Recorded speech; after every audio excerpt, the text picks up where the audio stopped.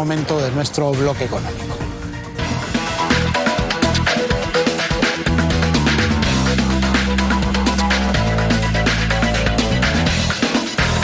Según las últimas estadísticas oficiales, ojo, el empleo ha aumentado en nuestro país y en Lima sobre todo.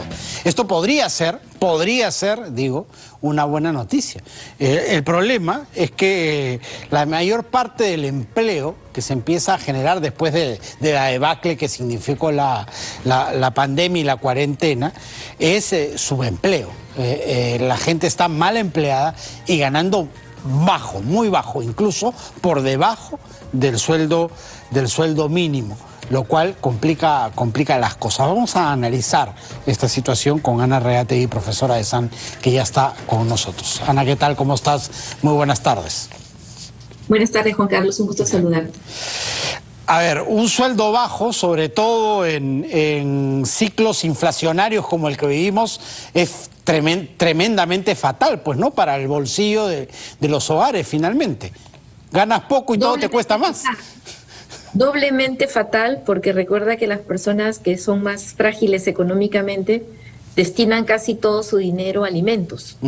Entonces, los alimentos son lo primero que sube y obviamente es como si a los más débiles la inflación les gana la partida más rápido, mientras que nosotros podemos sostenernos un poco mejor. No es que no reneguemos de los precios altos, pero por lo menos te puedes acomodar, tienes opciones, buscas, investigas, pero las personas que son más frágiles es más complicado, ¿no?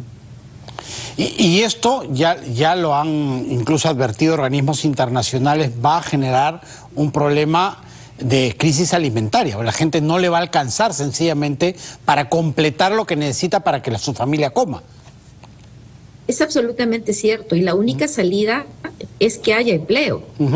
Y como bien decías tú, o sea, la única solución, no hay una receta mágica, ¿no? La solución es empleo, para que cada quien pueda mantenerse y lograr llevar a su hogar lo que realmente necesita.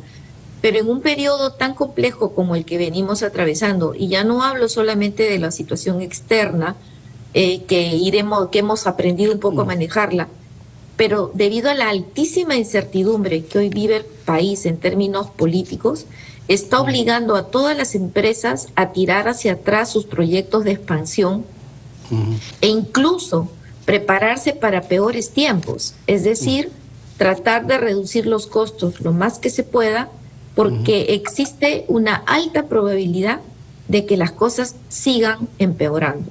Entonces es como la crónica de una muerte anunciada, ¿cierto? Entonces nos preparamos para lo peor y lo peor terminará llegando, ¿no?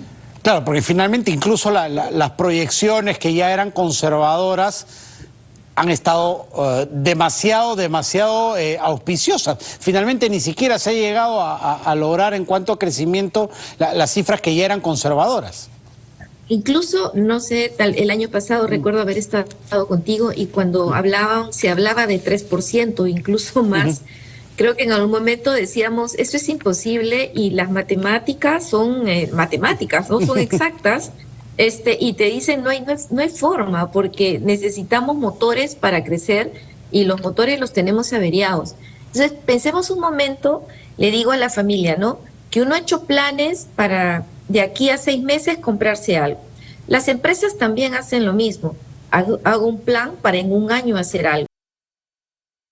Entonces empiezo a cortar mis horizontes y me empiezo a preparar para las cosas peores. Y entonces empiezo a ser austera, a tener tranquilidad, mejor no hago esto, mejor no hago otro. Y lamentablemente una de las cosas que se van perdiendo en el camino son los puestos de trabajo. Este incremento sustancial de de trabajo informal o subempleo se debe a que están saliendo, vienen de diferentes formas, pero uno es la mano de obra que los chicos que empiezan en edad de trabajar, pero otra es la gente que va saliendo de las organizaciones, porque las organizaciones tratan de ponerse lo más flaquitas posibles para enfrentar estos periodos turbulentos. Entonces, así como van a reducir cambiar los focos para que sean focos ahorradores, tratar de utilizar mejor el agua, tratar de utilizar mejor los recursos, igualmente tratarán de usar mejor la mano de obra. Entonces es muy normal, vamos a decir, nadie tenía que ser un genio para darse cuenta que lo que se venía era esto y era el incremento del empleo informal en el país, ¿no?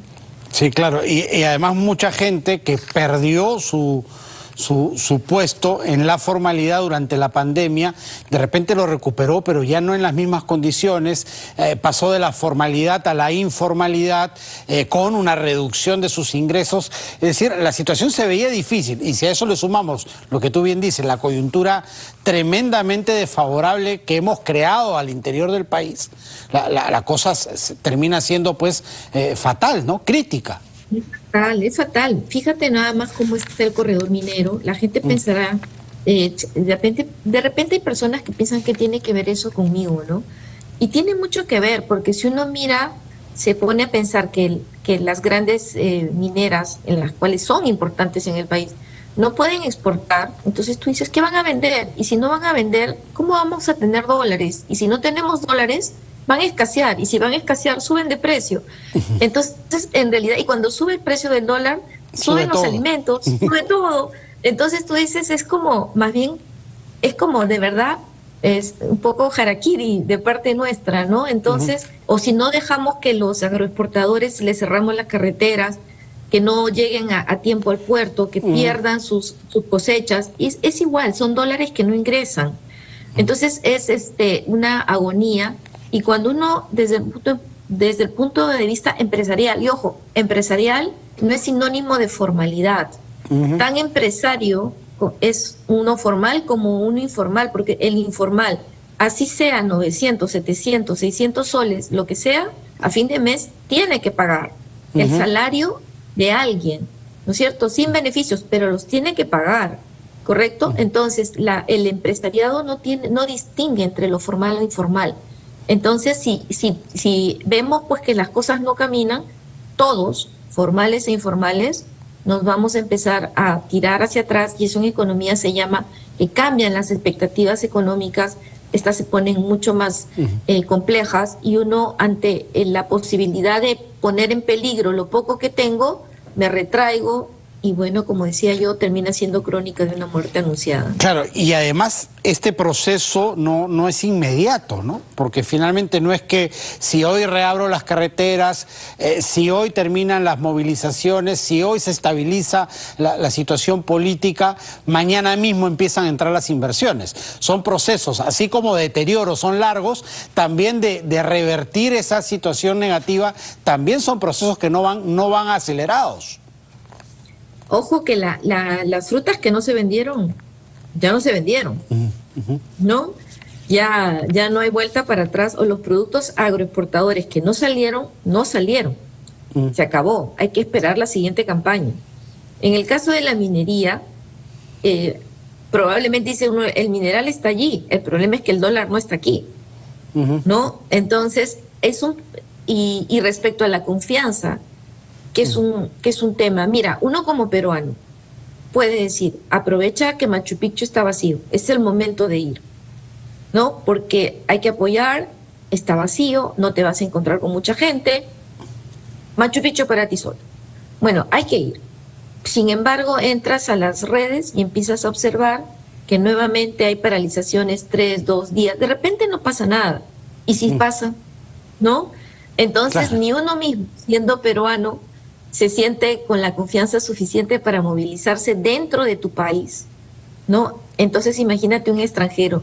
Yo la verdad pienso que si hay nuevas elecciones, sean este año, el siguiente, lo que fuera, al siguiente presidenta, quien ocupe el cargo, es probable, haciendo las cosas medianamente bien, que nos va a tomar 5 años al menos recuperar la confianza en el país para lograr inversiones de largo plazo, que son las que finalmente nos importan. Correcto, lo has dicho perfectamente claro. Muchísimas gracias, Ana, como siempre, por haber estado con nosotros. Un placer, un gusto saludarlos. Buenas tardes. Muy buenas tardes. Ana Reategui, profesora de SAN, ha estado con nosotros. Cerramos así nuestro bloque económico.